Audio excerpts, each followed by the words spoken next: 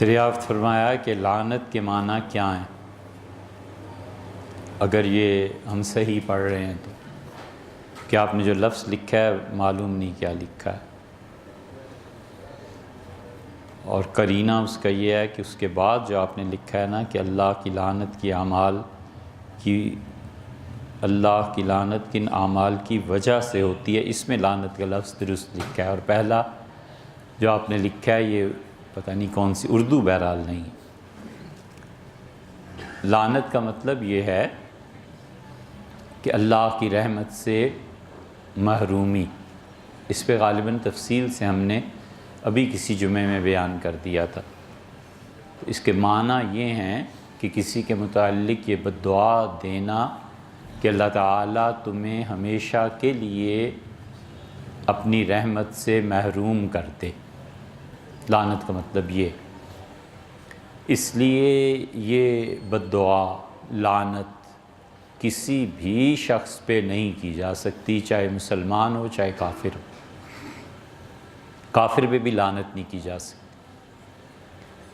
مثلا کوئی آدمی ایک زندہ کافر کے متعلق کہتا ہے کہ اللہ کی لعنت ہو تجھ پہ، تو یہ ہندو، سکھ، عیسائی، یہودی کسی کو نہیں کہا جا سکتا۔ اس کا مطلب ہے کہ میں بد دعا دے رہا ہے کہ اللہ تعالیٰ تمہیں اسلام سے بھی محروم رکھے، لعنت کا تو یہ مطلب ہوا نا۔ تو اس لیے شرعاً کافر پہ بھی لعنت جائز دیں، فرد متعین کر کے۔ البتہ یہ کہنا کہ ظالموں پہ اللہ کی لعنت ہو، جھوٹوں پہ اللہ کی لعنت ہو، تو یہ ٹھیک ہے، پھر وہ اس کے اگر بد دعا قبول ہو جائے تو ہر جھوٹا اپنے اپنے حصے کے حساب سے لعنت پائے گا، ہر ظالم اپنے اپنے حصے کو گھر پر بیٹھے پہنچے گا اس سے، تو وہ جائز۔ اس لیے حضور اقدس صلی اللہ علیہ وسلم ہمیشہ بڑی شدت سے منع فرماتے رہے کہ لعنت نہیں بھیجنی کسی پہ بھی۔ حضرت ابوبکر رضی اللہ عنہ کی زبان مبارک سے ایسا جملہ نکل گیا تھا تو آپ نے فرمایا صدیق لا یکون لعانا، صدیق یہ مرتبہ اور تم لعنت بھیج رہے ہو، مطلب یہ کہ بالکل ایسی بات نہیں کرتے۔ حضرت عائشہ رضی اللہ عنہ کے چوری ہو گئی تھی تو ایک چور پہ انہوں نے اس پہ لعنت کی، تو رسول اللہ صلی اللہ علیہ وسلم عائشہ تمہارا دل چاہے تو کرو، مگر تمہیں اتنا پتہ ہونا چاہیے کہ اس چوری کی جو سزا اس سے قیامت میں ملنی تھی نا، وہ تمہاری اس لعنت بھیجنے کی وجہ سے اس کی کم ہو گئی ہے اب سزا۔ اللہ نے تو انصاف کرنا ہی ہے نا، تو اس لیے لعنت کبھی بھی غلطی سے بھی یہ لفظ زبان پہ نہیں آنا چاہیے، والعیاذ باللہ۔ رہ گئی یہ بات کہ اللہ کی لعنت کن اعمال کی وجہ سے ہوتی ہے۔ بہت سے اعمال ہیں، سود کے نظام کو جاری رکھنا اللہ کی لعنت ہوتی ہے۔ قرآن نے کتنوں پہ لعنت کی ہے، اللہ نے فرمایا کہ الا لعنت اللہ علی الظالمین، اور لوگوں اللہ کی لعنت پڑی ظالموں پہ۔ اللہ تعالیٰ نے فرمایا میری لعنت پڑی ان پہ کہ اگر ہم انہیں زمین میں حکومت دے دیں، یہ حکمران بن جائیں، تو یہ کیا کام کریں گے؟ وَتَقَطَّعُوا أَرْحَامَكُمْ، اپنے رشتہ داروں سے ملنا چھوڑ دیں گے۔ اللہ نے لعنت بھیجی ہے ان لوگوں پہ جو اپنے رشتہ داروں سے نہیں ملتا۔ رشتہ داروں سے نہیں ملے گا تو خاندان کمزور رہے گا نا، جب خاندان کمزور رہے گا تو معاشرے میں اس کا کردار پھر کیا ہوگا؟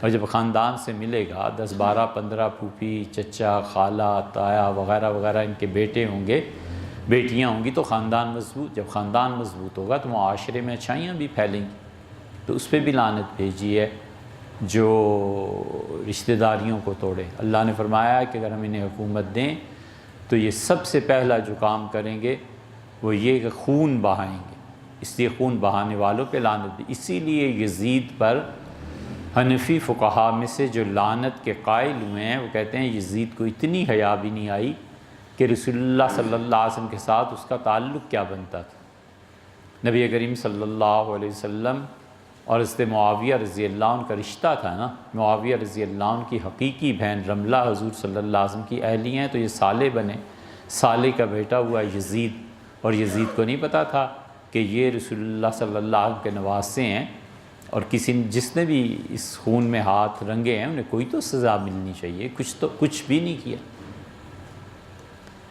اسی طرح نبی کریم صلی اللہ علیہ وسلم نے فرمایا اللہ کی لعنت ہو جو جبراً حکومت پہ قبضہ کر لے، اور وہ پھر لوگوں پر ظلم کرے، تو جو جبر کے ذریعے حکومتوں پہ قبضہ ہوتا ہے نا، اگر اس کے بعد عوام پر پہلے سے اچھا اور پہلے سے نرم قانون انہیں نہ دیا جائے یا شریعت کے مطابق نہ لائی جائے، تو پھر ایسے حکمرانوں پہ بھی خدا کی لعنت پڑتی۔ بہت سی چیزیں، بہت سے اعمال ہیں۔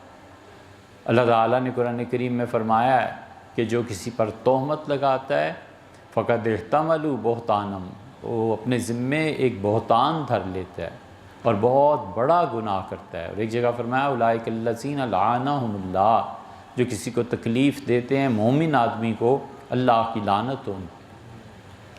خون ناحق کرنے والا، اس پہ لعنت پڑ جاتی، اور جب خدا کی لعنت پڑتی ہے تو اس کی بڑی علامت یہ ہو جاتی ہے کہ اس سے عبادات ختم ہونا شروع ہو جاتی ہیں۔ اگر پہلے کوئی عبادت کرتا بھی تھا نا تو عبادت اب چھوٹ جاتی، والعیاذ باللہ۔ عبداللہ ابن عمر رضی اللہ عنہ نے خواب دیکھا تھا، تو انہوں نے کہا کہ میں رسول اللہ صلی اللہ علیہ وسلم سے نہیں پوچھ سکتا تھا ادب احترام، تو میں نے اپنی ہمشیرہ ام المومنین حفصہ رضی اللہ عنہ سے کہا کہ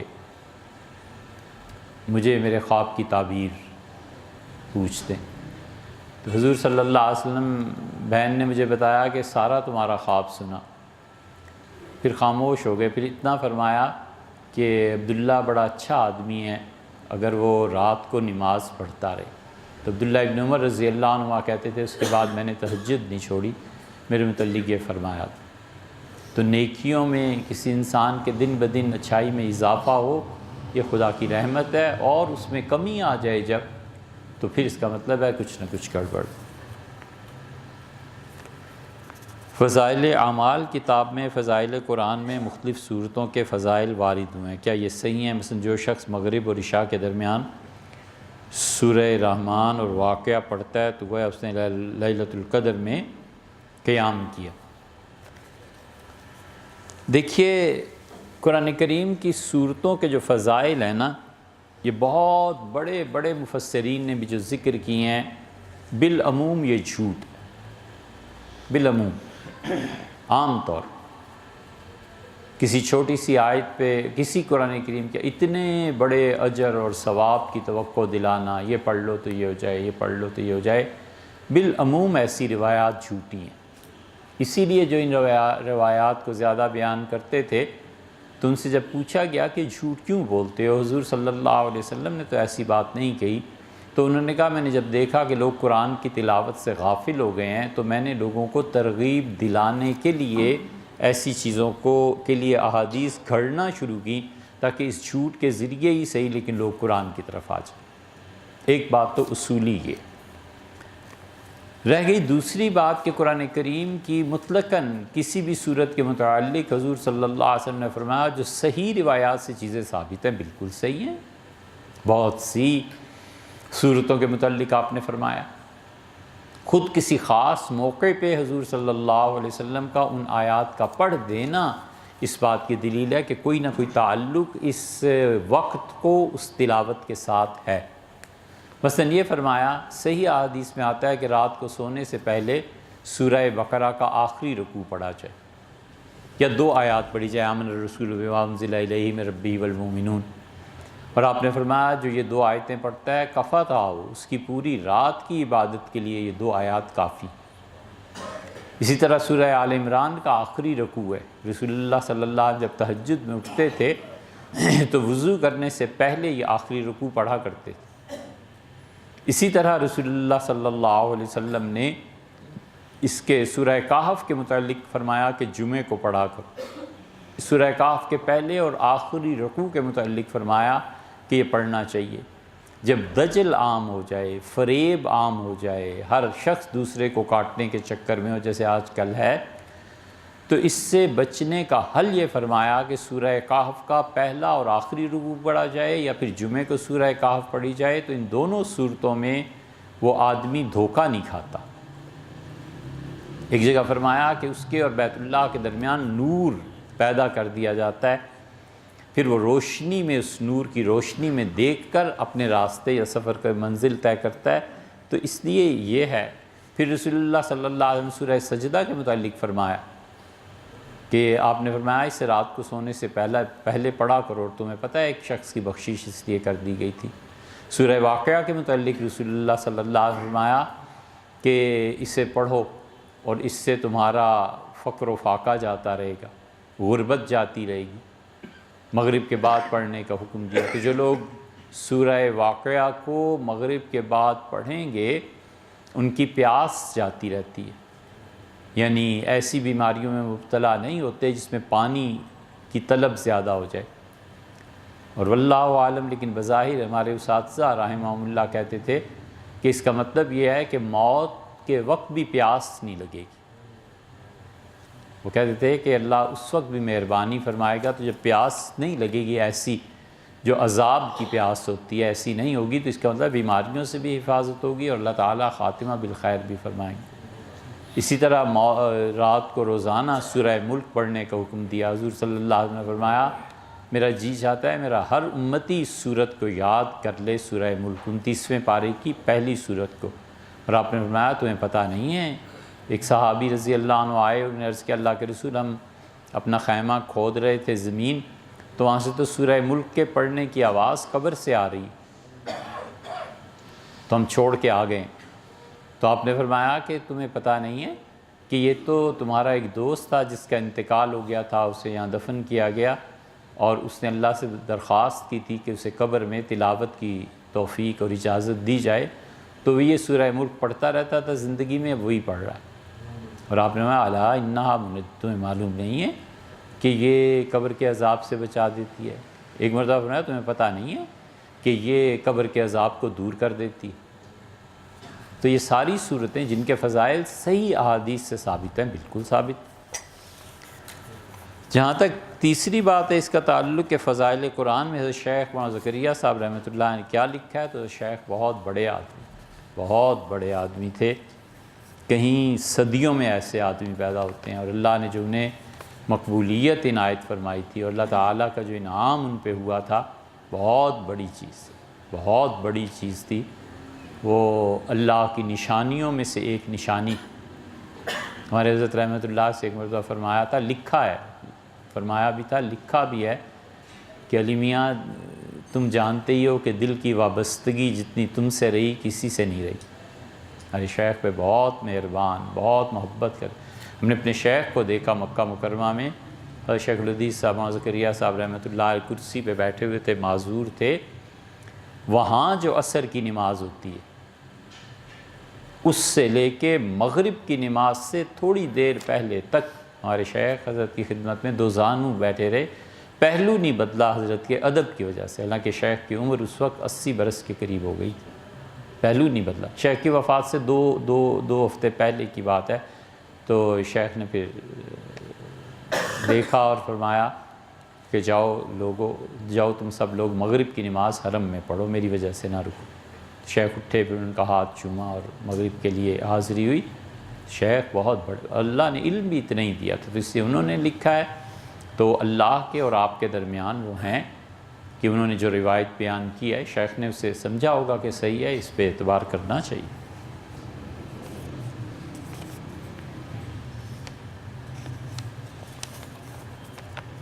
ظہر اور عصر کی نمازوں میں خاموش تلاوت کیوں ہے، اور یہ کب سے فرض ہوئی اور اس میں کیا مصلحت ہے؟ بھیا اس کا جواب ہم کئی مرتبہ دے چکے ہیں۔ حجت اللہ البالغہ کی جو تشریح ہے نا، اس میں بھی ہم نے یہ کہا ہے۔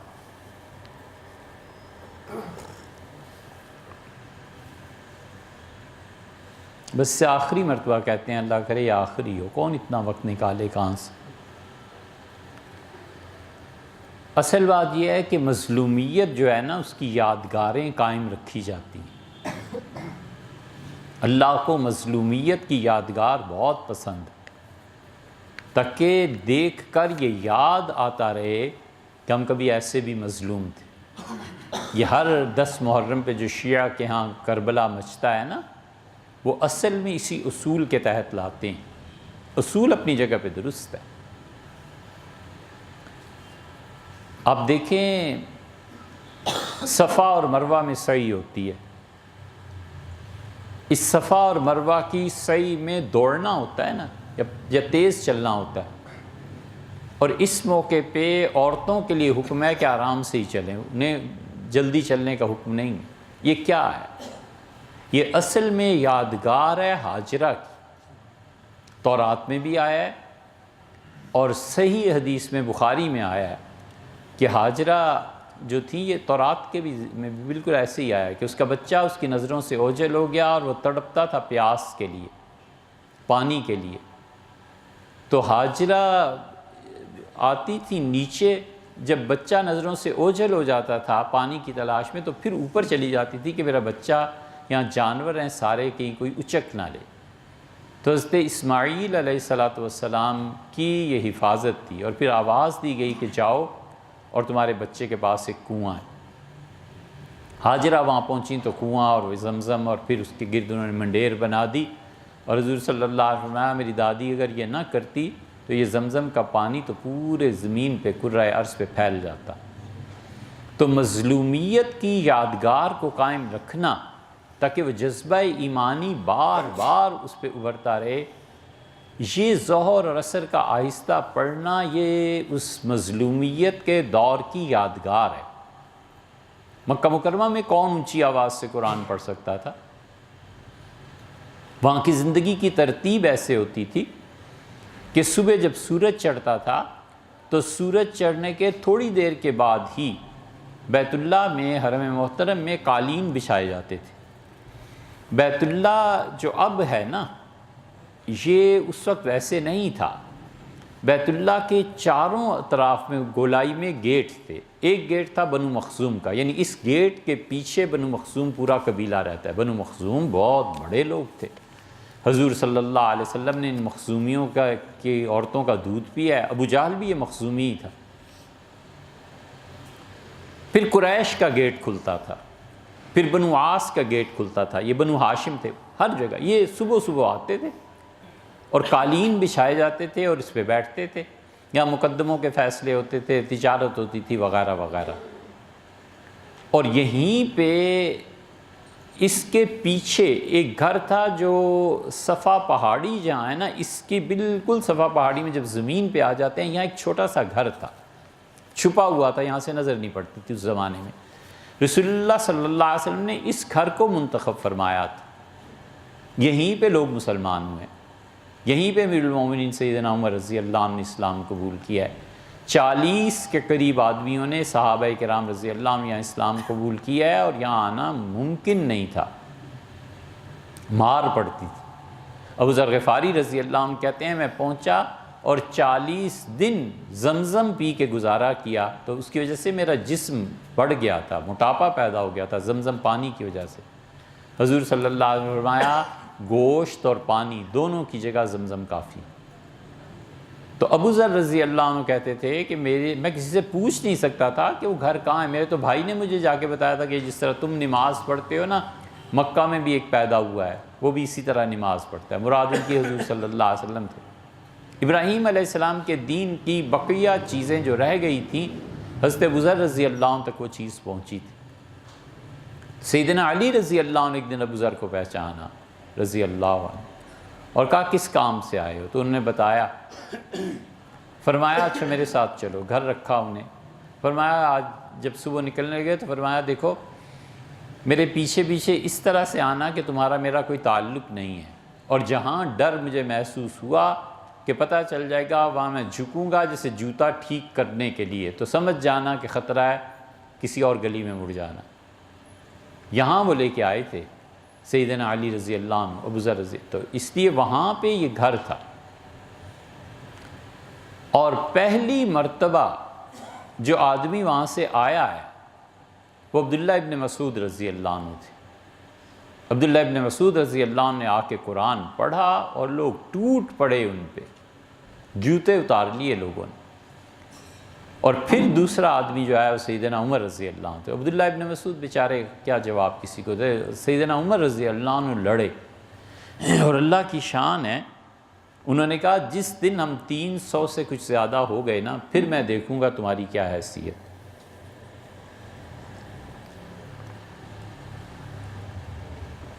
چنانچہ بدر میں وہ ہو گئے تھے۔ سیدنا عمر رضی اللہ عنہ کو اگر عاص بن وائل سہمی پناہ نہ دیتا ختم کر دیتے وہ۔ عاص بن وائل سہمی جو تھا یہ دادا تھا عبداللہ بن عمر بن العاص رضی اللہ عنہ کا، اور عاص بن وائل سخت حضور صلی اللہ علیہ وسلم کا دشمن تھا، گالیاں ولیعذ باللہ اور مار سب، لیکن سیدنا عمر رضی اللہ عنہ کے والد سے اس کے بڑے گہرے تعلق، تو اس نے کہا اس کو کچھ نہ کہنا بچے کو، یہ میرا آدمی۔ بہرحال تو وہاں کوئی تصور ہی نہیں تھا کہ قرآن پڑھا جائے، زندگی وہاں کی یہ تھی کہ صبح آتے تھے، مقدمہ تجارت یہ وہ، اور جب سورج چڑھتا اور ریت تپتی تھی تو یہ اٹھ کے اپنے اپنے گھروں کو چلے جاتے تھے، کھانا کھاتے تھے، سوتے تھے، اور ٹھیک سورج کے زوال کے بعد آ جاتے تھے جو ہمارے لیے ظہر کا وقت ہے، اور پھر سورج ڈوبنے سے پہلے پھر اپنے گھروں کو چلے جاتے تھے۔ سورج ڈوبنے کے بعد گھر میں کھانا کھایا، آرام کیا، اور صبح اٹھ کے، یہ زندگی کی ترتیب تھی۔ اس ترتیب میں جو ظہر اور عصر کی نمازیں آتی تھی نا، یہ تو کوئی اونچی آواز میں پڑھ ہی نہیں سکتا تھا، اور مغرب، عشاء اور فجر یہ تینوں نمازیں رسول اللہ صلی اللہ علیہ وسلم اونچی آواز میں پڑھاتے تھے۔ جب مدینہ منورہ پہنچے تو اللہ نے کہا اس دور کو یاد رکھو، کبھی تم پہ ایسا حال بھی، ایسا دن بھی گزرے ہیں جب تم دن میں اونچی آواز سے تلاوت نہیں کر سکتے تھے، تم اتنے مظلوم تھے، شکر نہیں کرتے، اب اللہ نے یہاں پہ تمہیں امن دیا ہے، اطمینان دیا ہے۔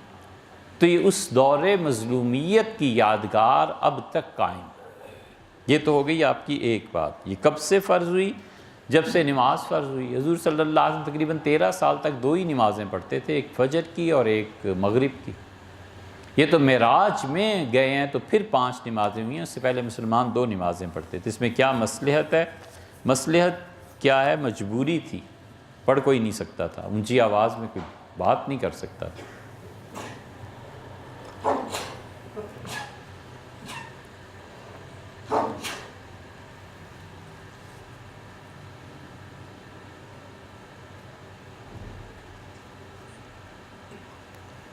یہ احساس کیسے پیدا کیا جائے کہ میرا رب اس وقت میری طرف متوجہ ہے؟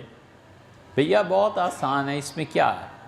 آدمی جس راہ سے اللہ کی طرف جاتا ہے نا، اللہ بھی اسی راہ سے بندے کی طرف آتا ہے، سیدھی سی بات۔ خرچ کرتے رہو، اللہ اسی راہ سے تمہیں بھی ملے گا، آ کے دے گا بھی، خوش بھی ہوگا۔ عبادت کرتے رہیے، عبادت کرتے رہیں گے تو عبادت کی راہ سے آپ جا رہے ہیں نا، وہ ثواب کی راہ سے آپ تک پہنچے گی، جو راہ آپ اختیار کریں۔ اور اگر کوئی آدمی جتنا وقت اللہ کی طرف متوجہ رہتا ہے نا، اتنا ہی وقت خدا اس کی طرف بھی متوجہ رہتا ہے، خاص رحمت کے ساتھ۔ دیکھیے، ہر آدمی کے ذہن میں ایک مرکزی خیال ہوتا ہے، وہ خیال چھایا رہتا ہے، کبھی محبت ہوئی ہو تو پھر پتہ چلے کہ کیا ہوتا ہے۔ وہ محبوب یا محبوبہ 24 گھنٹے اعصاب پہ سوار رہتی، صبح آنکھ دیر سے کھلتی ہے، ہیں جی، یہ چاہتے ہیں کہ تجربے کی تصدیق کریں، تو ہوتا یہی ہے کہ آدمی آنکھیں بعد میں کھولتا ہے، پہلا دھیان ادھر ہی جاتا ہے۔ بچوں سے محبت ہوتی ہے تو پہلا دھیان صبح اٹھتے ہی ادھر جاتا ہے کہ بیٹے کا کیا، بیٹی اسکول جا رہی نہیں، کیا ہو گیا، اس کا کیا، اس کا کیا۔ مال سے محبت ہوتی ہے تو فوراً گھڑی پہ نگاہ، 9 بجے بینک کھل گیا ہے، یار چیک کرو اکاؤنٹ میں کتنے پیسے آئیں۔ ہر آدمی کا اپنا مرکزی خیال اس کا کیا ہے۔ مرکزی خیال اگر اللہ ہے نا تو پھر وہ کہتا ہے وَسَبِّحْ بِحَمْدِ رَبِّكَ حِینَ تَقُومُ، اور جب تم اپنے بستر سے اٹھو تو سب سے پہلے سبحان اللہ و بحمدہ کہو، مجھے یاد کرو، میری تسبیح بیان کرو، اور تسبیح نہیں صرف، اس میں رچی بسی ہونی چاہیے میری حمد بھی۔ تو کیوں نہیں اللہ کو یاد کرے گا؟ فرمایا آنکھ کھلے جب تو یہ کہو بستر پر لیٹے ہوئی کہ الحمدللہ الذی احیانی بعد ما اماتنی والیہ النشور، اللہ تیرا شکر ہے اس نے ایک موت کے بعد مجھے زندگی دی، نیا دن دیا اللہ نے کام کرنے کو، اللہ مجھے آپ ہی کی طرف آنا ہے۔ تو مرکزی خیال انسان کا کیا ہے؟ سارا دن وہ کیا سوچتا ہے؟ بس اتنی بات. اگر آدمی کا مرکزی خیال اللہ ہے نا تو پھر اللہ بھی 24 گھنٹے اسی کے ساتھ رہتا ہے. کل یومن ہوا فی شان. اللہ نے کہا ہر دن ہمیں نیا کام ہوتا ہے. جتنی مشکل یہ بات ہے نا کہ اللہ کیا ہے، اتنی مشکل بات ہے کہ انسان کیا ہے. یہ آسان نہیں ہے.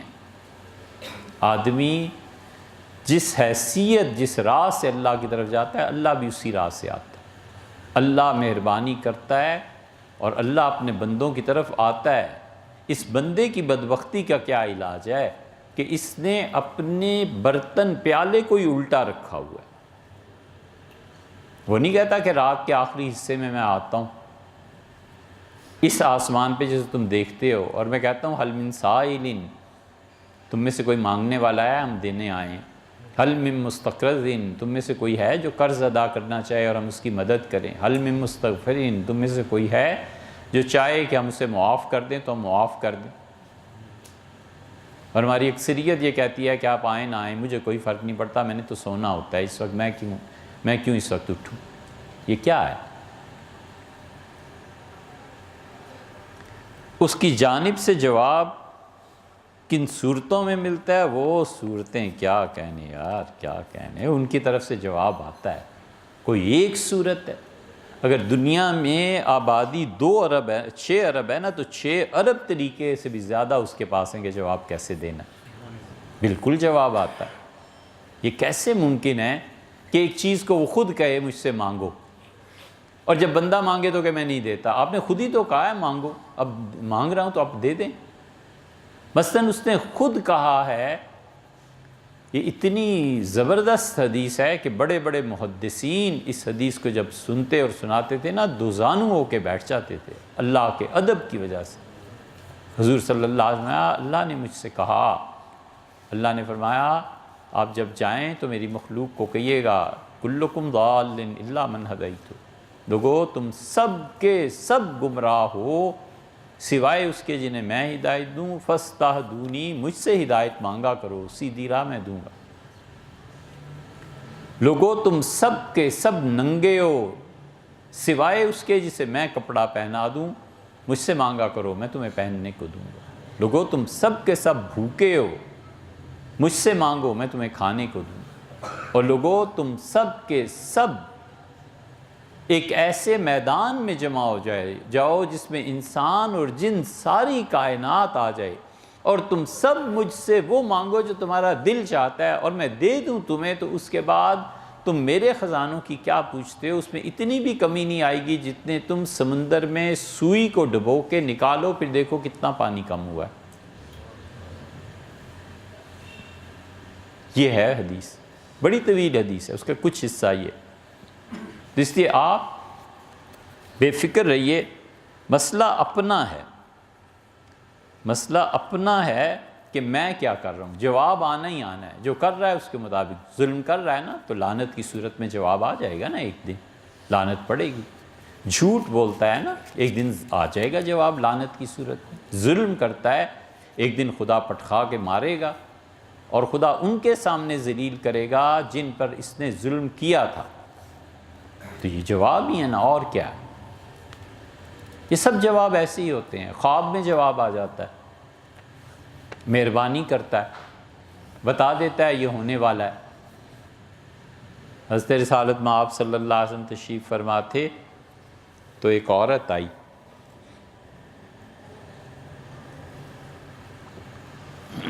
یہ حدیث وہی سنن سعید ابن منصور کے حوالے سے صحیح بخاری کی شرح فتح الباری میں حافظ ابن حجر رحمۃ اللہ علیہ نے نقل کی ہے، لیکن سنن سعید ابن منصور میں ہمیں نہیں ملی یہ روایت. سنن سعید ابن منصور میں ایک اور روایت بھی تھی، بہت تلاش کی، معلوم نہیں وہ کوئی نسخہ اور ہوگا، لیکن بہرحال جو مطبوعہ ہیں ان میں ہمیں نہیں ملی. ممکن ہے کسی میں ہو اور چھپ بھی گیا ہو لیکن ہمارے علم میں نہیں، لیکن یہ حدیث ہے. اس عورت نے حضرت رسالت پناہ صلی اللہ علیہ وسلم سے آ کے عرض کیا کہ میں نے ایک چیز دیکھی ہے، آپ مجھے بتائیں یہ کیا ہے. اس نے دیکھا تھا خواب۔ حافظ ابن حجر رحمۃ اللہ نے لکھا ہے کہ جو شخص یہ چاہے کہ اسے کچھ بتایا جائے، سونے سے پہلے وہ اللہ سے دعا مانگ کے سوئے۔ پھر انہوں نے لکھا ہے سورہ شمس پڑھے، سورہ واللیل پڑھے، یہ ساری چیزیں وہاں لکھی ہوئی ہیں۔ تو انہوں نے یہ اللہ کی طرف سے جواب پھر آ جاتا ہے۔ تو اس عورت کو جواب ملا تھا ایک چیز کا، اس نے کہا اللہ کے رسول میں نے دیکھا ہے کہ میرے گھر کا ستون ٹوٹ گیا ہے اور میں شوہر میرا تاجر ہے، تجارت پہ گیا ہوا ہے، اور مجھے اس حال میں چھوڑ کے گیا ہے کہ میری بچے کی ولادت کبھی بھی ہو سکتی ہے، اور میں نے دیکھا ستون ٹوٹ گیا ہے، اور میں نے دیکھا کہ میرا بچہ لڑکا پیدا ہوا ہے اور وہ اس کی آنکھیں جو ہیں ان میں نقص ہے، اس کی آنکھیں ٹھیک نہیں ہیں۔ تو حضور صلی اللہ علیہ وسلم نے فرمایا خیر، یہ جو ہمارے ہاں بعض بزرگ لوگ جو ہوتے ہیں نا کہتے ہیں اللہ خیر کرے یا خیر ہے، خیر رہے گی انشاءاللہ، یہ اصل میں وہ حدیث میں جو آیا نا حضور صلی اللہ علیہ وسلم ایسے کہا کرتے تھے، آپ نے فرمایا خیر، خیر کی بات، اور آپ نے تعبیر کے اصول کے مطابق تعبیر دی، اور آپ نے فرمایا کہ تمہارا شوہر صحیح سلامت واپس آ جائے گا اور تمہیں اللہ ایک بیٹا دے گا جو اس کا عبادت گزار بندہ بنے گا۔ تعبیر کا اصول یہ ہے کہ بالکل اس کے برعکس اسے پلٹا دیا جائے۔ اسی لیے رسول اللہ صلی اللہ علیہ وسلم نے فرمایا کہ کبھی کسی سے تعبیر نہ پوچھو سوائے اس کے جو نہایت عقل مند ہو یا تمہارا بڑا گہرا دوست ہو۔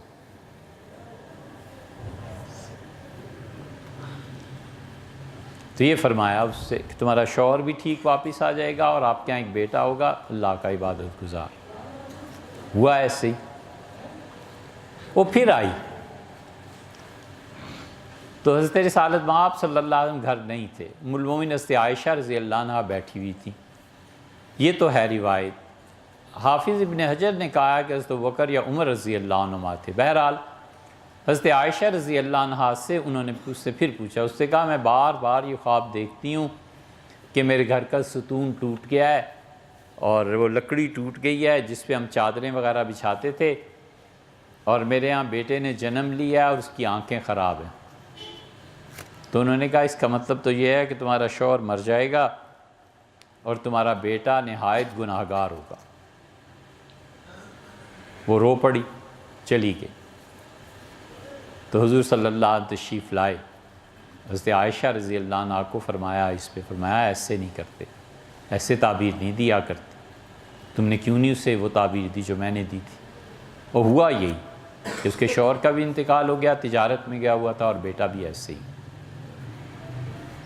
اس لیے یہ جو خواب ہوتے ہیں نا، یہ اللہ کی طرف سے یہ جواب ہی ہوتا ہے، بہت سے لوگوں کے لیے دکھایا جاتا ہے کہ یہ کیا ہے۔ سیدنا حسین ابن علی رضی اللہ عنہما جب گئے ہیں کربلا تو اس سے پہلی رات کو جب مدینہ منورہ میں سوئے تو وہ پھر صبح اٹھ کے اپنے نانا حضور صلی اللہ علیہ وسلم کی قبر مبارک پہ حاضر ہوئے اور بڑے اہتمام سے۔ تو کسی نے پوچھا تو کہا کہ مجھے نانا خواب میں ملے تھے اور مجھ سے فرمایا تھا کہ آخری مرتبہ مجھ سے مل کے جاؤ، پھر میری تمہاری ملاقات اس میں نہیں ہوگی، یعنی تمہارا یہ مطلب یہ تھا، اس کا خلاصہ یہ کہ تم کہیں اور دفن کیے جاؤ گے، میں یہی ہوں، تو میں اس لیے نانا سے ملنے آیا تھا۔ بہت چیز حضرت عمر رضی اللہ عنہ کو کتنے ہی خواب ہیں، اللہ نے رہنمائی کی کہ یہ کرو، یہ نہ کرو، یہ کرو، یہ نہ کرو۔ یہ وحی بھی تو اللہ کی طرف سے جواب ہی ہے، الہام بھی تو اللہ کی طرف سے جواب ہی ہے۔ کبھی کبھی کوئی آدمی اچانک آواز سنتا ہے اور دینے والا کوئی نہیں ہوتا، دیکھتا رہتا ہے کہ یہ آواز کس کی ہے، کچھ پتہ نہیں، یہ اللہ کی طرف سے جواب دیا اور کیا ہے۔ یہ بچیوں کو زندہ درگور کر دیتے تھے نا۔ رسول اللہ صلی اللہ علیہ وسلم کی والدہ ماجدہ حضرت آمینہ، مدینہ منورہ میں ان کا قبیلہ بنو زہرہ، یہ سب لوگ درگور کرتے۔ اس پہ ہم نے تفصیل سے بدھ کے دن بات کی ہے۔ اس میں سے ایک چیز یہ ہے کہ جب ان کے ہاں سودا بیٹی پیدا ہوئی حضرت آمنہ کے والد تھے وہب، اور وہب کی جو پھوپھی تھی، وہب کے والد کی بہن، یہ نسب ہے ان کا۔ تو ہوا یہ کہ وہ جب بچی پیدا ہوئی نا تو اس نے نوکر کو دے دیا کہ جاؤ اسے دفن کراؤ، اور بچی تھی ظاہر ہے چند گھنٹوں کی۔ اس نے بچی کو لٹایا تو وہ رونے لگی، اس سے قبر کھودی گڑھا، تو اسے آواز آئی کہ اس بچی کو نہ دفن کرو۔ اس نے ادھر ادھر دیکھا، کوئی بھی نہیں تھا۔ تو یہ آواز جواب ہی ہوتا ہے اللہ کی طرف سے۔ یہ بعض بچے جب بڑے ہو رہے ہوتے ہیں نا 6 7 8 10 سال کی عمر میں، تو ان کے گھر والے سنتے ہیں کسی آواز کو، تو وہ آواز حقیقت میں فرشتوں کی جانب سے ہوتی ہے۔ قرآن کریم میں بھی آیا ہے کہ مریم کھڑی ہوئی عبادت کے لیے، فنادت الملائکہ، ہمارے فرشتوں نے اسے بتایا کہ مریم اللہ نے تمہیں چن لیا، یہ جواب ہی تو ہیں۔ تو اس نے پھر دفن کرنا چاہا، پھر اس نے سودا کو اٹھا کے اس کے والد کو دے دیا کہ آپ کی بچی کو تو میں درگور کر رہا تھا، یہ پتہ نہیں کون کہتا ہے کہ اس کو نہ کچھ کر۔ اس کا مطلب ہے میری بیٹی میں کوئی غیر معمولی بات ہوگی۔ وہ بچی جب بڑی ہوئی نا تو وہ سودا اس کا نام تھا، وہ کاہنہ ہو گئی، اسے غیب سے چیزیں آتی تھی، وہ کسی کے متعلق کوئی بات کہہ دیتی تھی، وہ ہو جاتا تھا۔ وہ اللہ کا ایک نظام تھا، بس ایسے جواب آتے ہیں۔ اس نے ایک دن کہا کہ اس قبیلے کی ساری لڑکیوں کو جن کی شادی نہیں ہوئی، ان بچیوں کو میرے پاس لاؤ۔ پورا قبیلہ معتقد تھا، ایک ایک کر کے انہوں نے ان بچیوں کو گزارا۔ تو دیکھتی رہی، جب آمنہ آئی ہیں تو اس نے ہاتھ رکھ دیا، اس نے کہا تم بیٹھو۔ اس کا آمنہ یا تو تم لوگوں کو ڈرانے والی ہوگی، یا پھر تم سے جو بچہ پیدا ہوگا نا یہ لوگوں کو ڈرائے گا جہنم سے۔ یہ جہنم کا لفظ پہلی مرتبہ غالباً اس نے استعمال کیا ہے، عرب اس سے پہلے نہیں جانتے تھے کہ جہنم کیا چیز۔ تو آمنہ کے یہاں حضور صلی اللہ علیہ وسلم پیدا ہوئے، اور پھر انہوں نے ظاہر ہے کہ ڈرایا ہے لوگوں کو اللہ سے اور جہنم اور ان چیزوں سے۔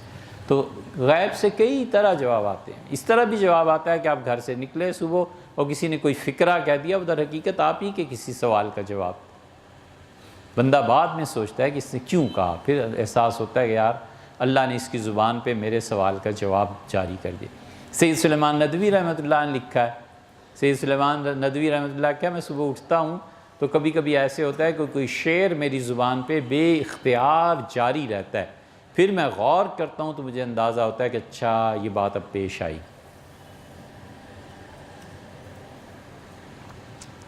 سورہ رحمان میں ارشاد باری تعالیٰ ہے کہ علم القرآن خلق الانسان، جبکہ تخلیق آدم پہلے اور قرآن کی تعلیم بعد میں دی گئی۔ یہ علم القرآن جو ہے نا، اس کو آپ الرحمن کے ساتھ جوڑیے۔ الرحمن علم القرآن، رحمان جب اس کی رحمت انتہائی جوش میں آئی، جب اس کی رحمت اپنے عروج کو پہنچی۔ اللہ تعالیٰ کی صفات کے لیے یہ الفاظ مناسب نہیں ہیں، لیکن کیا کریں، زبان کا دامن تنگ ہے۔ عطشان، عطش کہتے ہیں نا پیاس، عطشان شدید پیاسا، جو بھوک، اطعمہم من جو، اللہ نے بھوک، جوعان بہت شدید بھوکا، غضب غصہ، غضبان بہت شدید غصے کی کیفیت، فرحان بہت ہی زیادہ خوش، الرحمن بہت شدید رحمت جب اس کی جوش میں آئی تو اس نے کیا کیا، علم القرآن، قرآن کی تعلیم لوگوں کے نصیب میں لکھی کہ اچھا اس کو ہماری کتابوں کی تعلیم ملے گی۔ قرآن کے ایک معنی اس قرآن کے بھی ہیں، اور قرآن کے دوسرے معنی یہاں پر تورات، انجیل، زبور کے بھی ہیں کہ یہ میری مخلوق میں وہ ہیں جن کو انبیاء علیہ السلام کے ذریعے میرا پیغام ملے گا، چاہے وہ تورات ہے، زبور ہے، انبیاء علیہ السلام کے صحائف ہیں، قرآن ہے، لیکن وہی ان لوگوں کے نصیب میں۔ خلق الانسان علمہ البیان، اس خلق الانسان کو آگے جوڑیے کہ انسان کو اس نے پیدا کیا۔ اللہ کی تعالی شانہ کے بعد اس کائنات میں اس کا سب سے بڑا شاہکار انسان ہی ہے، اس سے بہتر چیز کوئی نہیں ہے۔ اس سے افضل چیز کوئی نہیں ہے، اس سے زیادہ محبوب اللہ کو نہیں کوئی۔